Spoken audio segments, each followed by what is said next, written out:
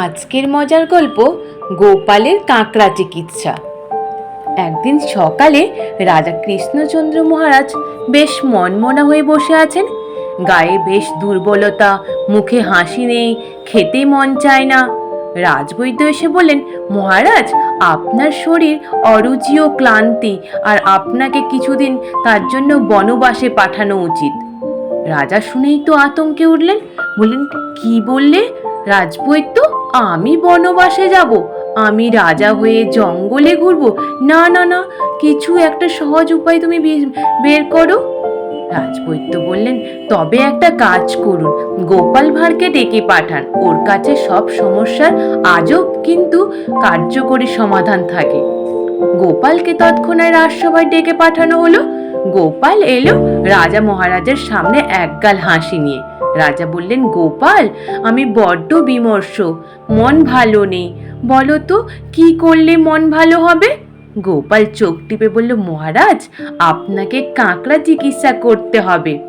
রাজা চোখ বড় করে তাকিয়ে বললেন, কাঁকড়া চিকিৎসা? এই আবার কেমন চিকিৎসা? গোপাল বললে, এই চিকিৎসা খুব গোপনীয় ও রাজবংশীয়। আজ সকালেই শুরু করতে হবে। চলুন, নদীর ধারে চলি। রাজা ভাবলেন, গোপাল তো বোকা নয়, ওর কোনো রহস্যময় পরিকল্পনা নিশ্চিত আছে। তাই তিনি নদীর ধারে গেলেন। নদীর ধারে পৌঁছেই বলে, গোপাল মহারাজ, একটা কাজ করুন, এখানেই বসে পড়ুন, আর লোকেরা এখন নদীতে কাঁকড়া ধরতে নামবে। রাজা চুপচাপ বসে পড়লেন। কিছুক্ষণ পর কয়েকজন লোক এসে গাদা গাদা কাঁকড়া নিয়ে এসে দিল। গোপাল বললে, এখন এই কাঁকড়াগুলোকে রাজা মশাইয়ের চারপাশে ছড়িয়ে দেন। রাজা চমকে উঠে বললেন, ওগো, এই তো কাঁকড়া, যদি আমার কামড়ে দেয়? গোপাল এসে বলল, না মহারাজ, ওরা আপনাকে কামড়াবে না, ওরা শুধু আপনার দুঃখ খেয়ে নেয়।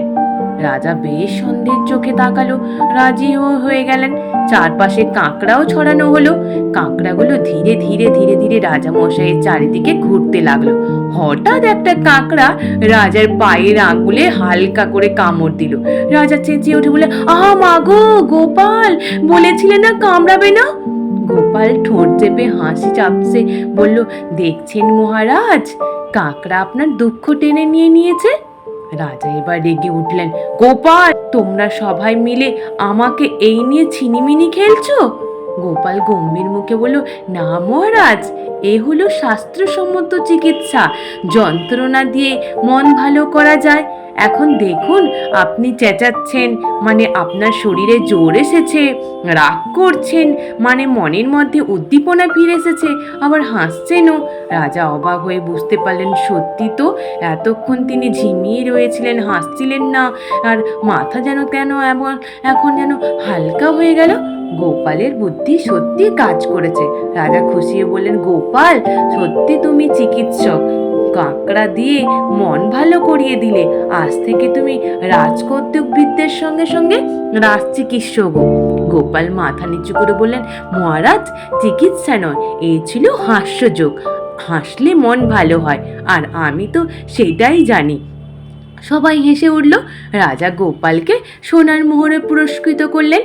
হাসি হলো জীবনের সেরা ওষুধ।